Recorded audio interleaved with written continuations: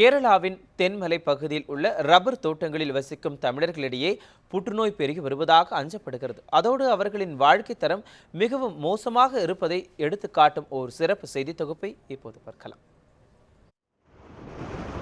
கேரளாவின் கொல்லம் மாவட்டத்தில் ஐரநல்லூர், குளத்துப்புழா தென்மலை பகுதியில் சுமார் 2000 ஹெக்டேர் நிலப்பரப்பில் அமைந்துள்ள இந்த ரப்பர் தோட்டங்கள் கேரளாவில் மட்டுமல்ல, இந்திய அளவிலும் குறிப்பிடத்தக்க ரப்பர் தயாரிப்பின் அங்கம். ஆண்டுக்கு 15,000 ரப்பர் மர பேரல்கள் இந்த தோட்டங்களின் மூலம் உற்பத்தி செய்யப்படுகிறது. இந்த உற்பத்தியின் மூலாதாரம் 2000 ஹெக்டேர் ரப்பர் மர தோட்டங்களை மட்டுமல்ல, ஆயிரக்கணக்கான தமிழர்களின் உழைப்பையும் உட்கொண்டது. கடந்த 1964ஆம் ஆண்டு இலங்கையில் உள்ள இந்திய தமிழர்களை திரும்ப அழைத்துக் கொள்வதற்கான சாஸ்திரி ஸ்ரீமோ ஒப்பந்தப்படி 6 லட்சம் இந்திய தமிழர்கள் தாயகம் திரும்பினர். இதன் தொடர்ச்சியாக 1972ஆம் ஆண்டு 350 லட்சம் ரூபாய் முதலீட்டில் புனர்வாழ்விற்கான ரப்பர் தோட்டங்களாக இது அமைக்கப்பட்டு படிப்படியாக 700 குடும்பங்கள் இங்கு குடியமர்த்தப்பட்டன. இவர்கள் அனைவருமே இலங்கையிலிருந்து திரும்பிய இந்திய வம்சாவளி தமிழர்கள். இது 1976ஆம் ஆண்டு ரீஹாபிலிட்டேஷன் பிளான்டேஷன்ஸ் லிமிடெட் என்ற மத்திய மாநில அரசு நிறுவனமாக மாறியது. ஆனால் 40 ஆண்டுகளுக்கு மேலான இந்த தோட்ட வாழ்வு அந்த மக்களின் வாழ்வில் இலங்கையிலிருந்து சுமந்து வந்த அதே புறக்கணிப்பு வழிகளை சுமந்து கொண்டிருப்பதை அங்கு சென்றபோது உணர முடிந்தது. சில ரூபாயில் தொடங்கிய இவர்களின் சம்பளம் இன்றும் ஒரு நாளைக்கு 300 ரூபாயை தாண்டவில்லை. இதில்தான் அத்தனை விதமான பிடித்தமும் நடக்கிறது. அரசு நிர்வகிக்கும் நிறுவனமாக இருந்தாலும் இந்த தோட்டம் தொடங்கப்பட்டதிலிருந்து தொழிலாளர்களுக்கு தினக்கூலி நடைமுறைதான் உள்ளதாக கூறப்படுகிறது. 5 ஆண்டுக்கு ஒரு முறை ஏற்றப்படுவதாக சொல்லப்படும் 50 ரூபாயையும் இவர்கள் போராடியே பெற வேண்டியுள்ளதாக தெரிவிக்கின்றனர். തൊഴിലാളികൾ തോട്ടം മേഖലയിലെ തൊഴിലാളികൾ ഏറ്റവും കുറഞ്ഞ കൂലിക്ക് തൊഴിലെടുക്കുന്നവരാണ്. അത് റബ്ബർ മേഖലയായാലും തേയിലയായാലും എല്ലാ പ്ലാന്റേഷൻ രംഗത്തും കുറഞ്ഞ കൂലിക്ക് പണിയെടുക്കുന്നവരാണ് തോട്ടം തൊഴിലാളികൾ. ഏറ്റവും ദുസ്സഹമായ ജീവിത സാഹചര്യത്തിലാണ് അവർ കഴിയുന്നത്. അവർ മറ്റേത് വിഭാഗങ്ങളുമായി ബന്ധപ്പെട്ട് നോക്കുമ്പോൾ ഇന്ന് കേരളത്തിൽ അല്ലെങ്കിൽ ഇന്ത്യ രാജ്യത്തുടനീളം നോക്കിയാൽ പ്ലാന്റേഷൻ മേഖലയിലെ തൊഴിലാളിക്കാണ് ഏറ്റവും വിഷമതകൾ, ബുദ്ധിമുട്ടുകൾ, പ്രയാസങ്ങൾ അനുഭവിക്കുന്നത്. இந்த 40 ஆண்டுகளில் இந்த 700 குடும்பங்களைச் சேர்ந்த ஒரு குழந்தை கூட தோட்ட அதிகாரிகளாக வர முடியாத அளவிற்கு கல்வியின் அவல நிலையும் தொடர்கிறது. சம்பள பிரச்சனை, கல்வி பிரச்சனைகளுக்கெல்லாம் அப்பால் இன்று அவர்களின் வாழ்வும் சுற்றுச்சூழலுமே கேள்விக்குறியாகி இருப்பதாக ரப்பர் தோட்ட பகுதியைச் சேர்ந்த சேவியர் தெரிவித்தார். இன்னைக்கு கண்ணு வச்சு மரம் வெட்ட தொடங்கி ஒரு 3 மாசத்துல இருந்து கீழே ஒரு மண்ணும் வேறு அரிட்டம்னு சொல்லி ஒரு மருந்து கொடுப்பாங்க. அந்த மருந்து சும்மா நம்ம துணி எடுத்துக்கிட்டு துணியில் முக்கி கொஞ்சம் மண் கொடுப்பாங்க, வெள்ளை மண், அதோடு சேர்த்து அந்த மரத்துக்கு வெட்டு வாங்கி பூசணும்.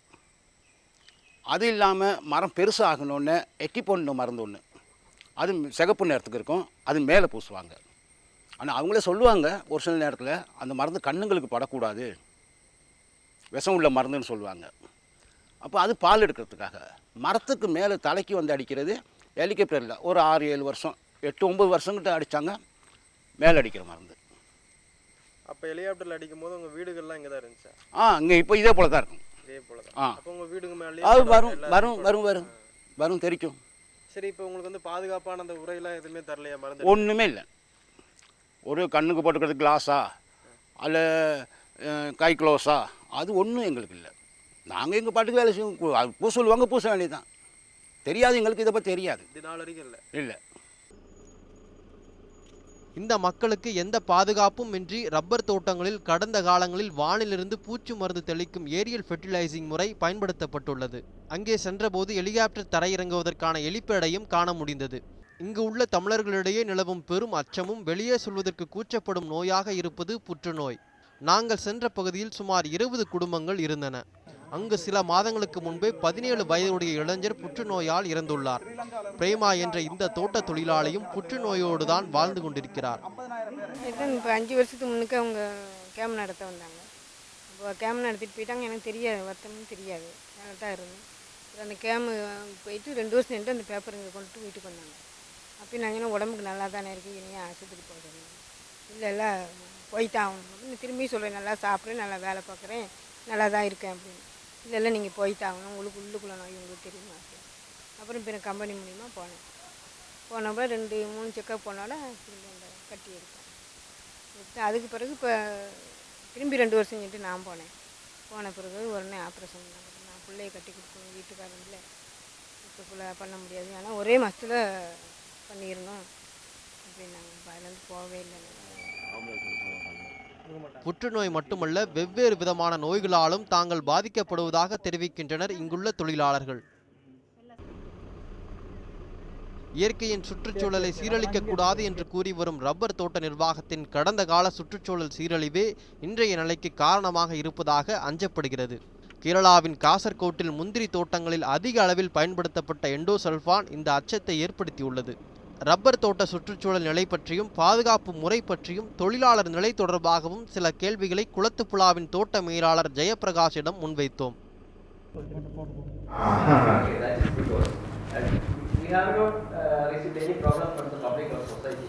But during that time there was an issue with the Basic Plantation Corporation of Kerala regarding the endosulfan issue.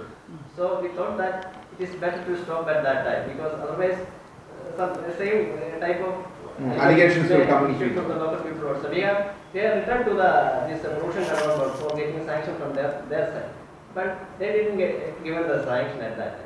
So we naturally stopped it and we have used other പക്ഷേ അതത്ര ഹാംഫുൾ അല്ല, അത്ര ഹാംഫുൾ അല്ല.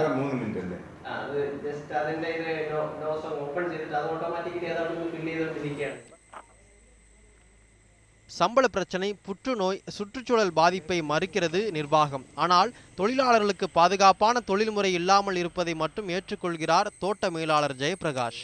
இருப்பினும் இதனால் எந்த பாதிப்பும் ஏற்படாது என்றும் விளக்கம் அளிக்கிறார்.